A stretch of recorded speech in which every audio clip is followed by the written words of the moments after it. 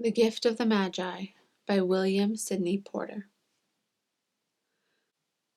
$1.87. That was all. And 60 cents of it was in pennies. Pennies saved 1 and 2 at a time by bulldozing the grocer and the vegetable man and the butcher until one's cheeks burned with the silent imputation of parsimony that such close dealing implied. 3 times Della counted it. $1.87. And the next day would be Christmas.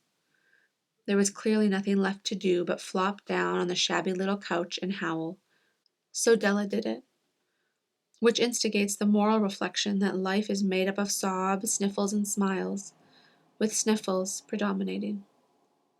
While the mistress of the home is gradually subsiding from the first stage to the second, take a look at the home. A furnished flat at $8 per week. It did not exactly beggar description, but it certainly had that word on the lookout for the mendicancy squad. In the vestibule below was a letter box into which no letter would go, and an electric button from which no mortal finger could coax a ring. Also appertaining thereunto was a card bearing the name Mr. James Dillingham Young. The Dillingham had been flung to the breeze during a former period of prosperity when its possessor was being paid $30 per week. Now, when the income was shrunk to $20, the letters of Dillingham looked blurred, as though they were thinking seriously of contracting to a modest and unassuming D. But whenever Mr. James Dillingham Young came home and reached his flat above, he was called Jim, and greatly hugged by Mrs. James Dillingham Young, already introduced to you as Della, which is all very good. Della finished her cry and attended to her cheeks with the powder rag. She stood by the window and looked out dully at the gray cat walking a gray fence in a gray backyard. Tomorrow would be Christmas Day, and she had only $1.87 with which to buy Jim a present. She had been saving every penny she could for months with this result. $20 a week doesn't go far. Expenses had been greater than she had calculated. They always were. Only $1.87 to buy a present for Jim. Her Jim.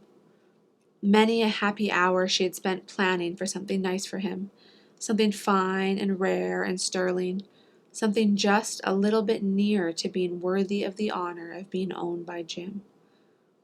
There was a pier glass between the windows of the room. Perhaps you have seen such a pier glass in an $8 flat.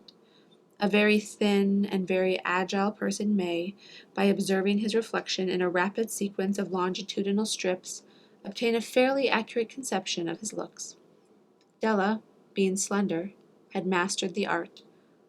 Suddenly she whirled from the window and stood before the glass. Her eyes were shining brilliantly, but her face had lost its color within 20 seconds. Rapidly she pulled down her hair and let it fall to its full length.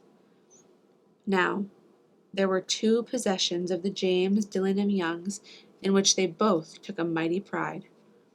One was Jim's gold watch that had been his father's and his grandfather's. The other was Della's hair. Had the Queen of Sheba lived in the flat across the airshaft, Della would have let her hair hang out of the window some day to dry, just to depreciate Her Majesty's jewels and gifts.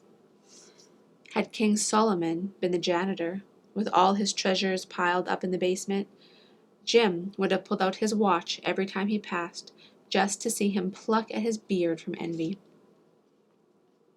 So now Della's beautiful hair fell about her, rippling and shining like a cascade of brown waters.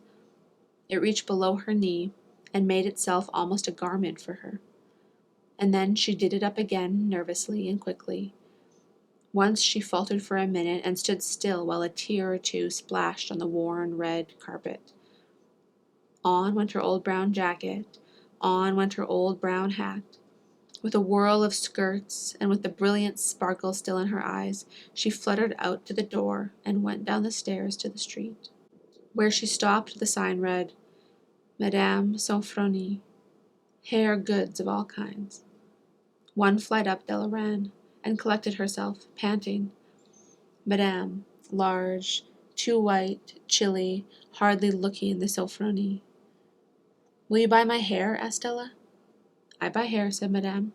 Take your hat off and let's have a sight at the looks of it. Down rippled the brown cascade. $20, said Madame, lifting the mass with a practiced hand. Give it to me quick, said Della. Oh, and the next 2 hours tripped by on rosy wings. Forget the hashed metaphor. She was ransacking the stores for Jim's present. She found it at last. It surely had been made for Jim and no one else. There was no other like it in any of the stores, and she had turned all of them inside out. It was a platinum fob chain, simple and chaste in design, properly proclaiming its value by substance alone and not by meretricious ornamentation, as all good things should do. It was even worthy of the watch. As soon as she saw it, she knew that it must be Jim's. It was like him. Quietness and value. The description applied to both. $21 they took from her for it, and she hurried home with the 87 cents. With that chain on his watch, Jim might be properly anxious about the time in any company. Grand as the watch was, he sometimes looked at it on the sly on account of the old leather strap that he used in place of a chain. When Della reached home, her intoxication gave way a little to prudence and reason. She got out her curling irons and lighted the gas and went to work, repairing the ravages made by generosity added to love. Which is always a tremendous task, dear friends, a mammoth task. Within 40 minutes, her head was covered with tiny, close-lying curls that made her look wonderfully like a truant schoolboy.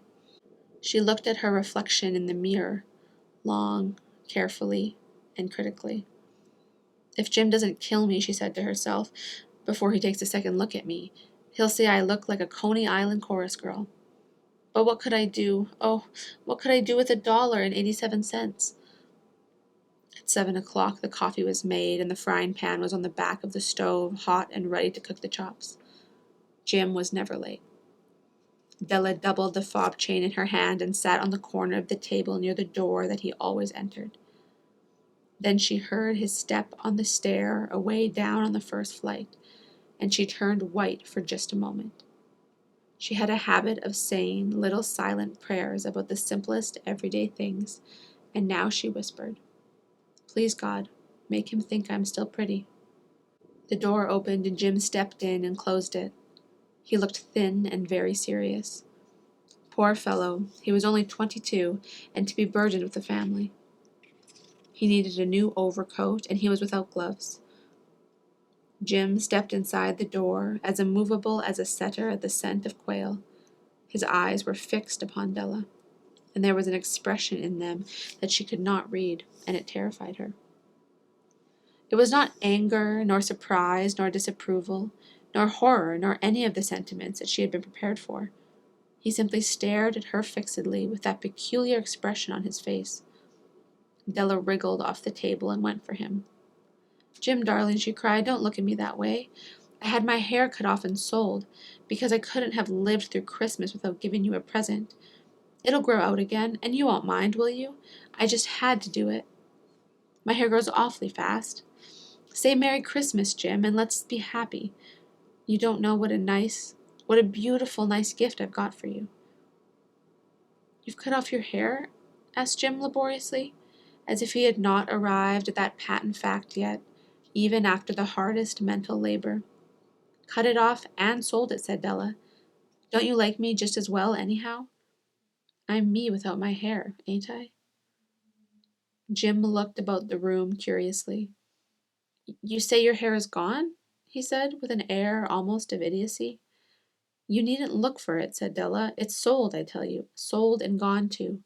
It's Christmas Eve, boy. Be good to me, for it went for you. Maybe the hairs on my head were numbered," she went on with a sudden serious sweetness, "but nobody could ever count my love for you. Shall I put the chops on, Jim?" Out of his trance, Jim seemed quickly to wake. He unfolded his Della.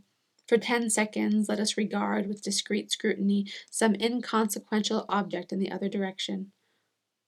$8 a week, or $1 million a year, what is the difference? A mathematician or a wit would give you the wrong answer. The Magi brought valuable gifts, but that was not among them. This dark assertion will be illuminated later on. Jim drew a package from his overcoat and threw it upon the table. Don't make any mistake, Dell, he said, about me. I don't think there's anything in the way of a haircut or a shave or a shampoo that could make me like my girl any less. But if you'll unwrap that package, you may see why you had me going a while at first.